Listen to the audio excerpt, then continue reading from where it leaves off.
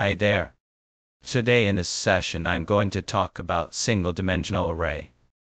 An array that has only one subscript or one dimension is known as a single-dimensional array, and it is just a list of the same data type or a value. We use single-dimensional array. The alternate on it as a one-dimensional array can be either having a one row and multiple columns, or multiple rows and one column. For instance, a student's marks in 5 subject indicates a single-dimensional array.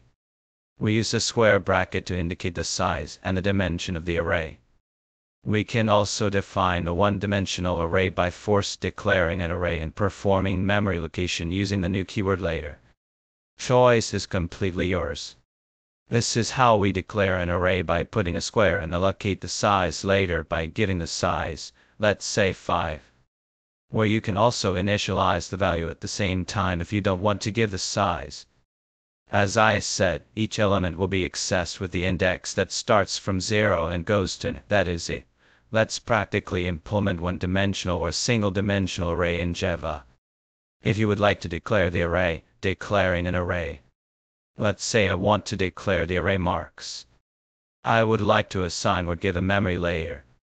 I can say marks a new integer, and you can give a size. You can combine these two statements together into one line this way, marks new integer. Later on, you can also assign initialize the value at the time of declaring the array. That's called initializing an array. That is integer marks new integer. You can give a size or not, choice yours. If you are giving the values, just write here I and e. When you are allocating the values, you can skip giving the size. If you just want to declare and assign by your own one by one, that is what you can do first. Declare your marks array. Give a size, and then one by one allocate the value. Mark set index, a mark set index, a mark set index a. Mark set index a and mark set index that's equals to a. You can see that, as I told you, index element starts from a and goes to n, where n is the size and minus is the a. Now again, I create this array with the help of either the traditional for loop. When you say that starts from the I, which is, we always start I create a variable from.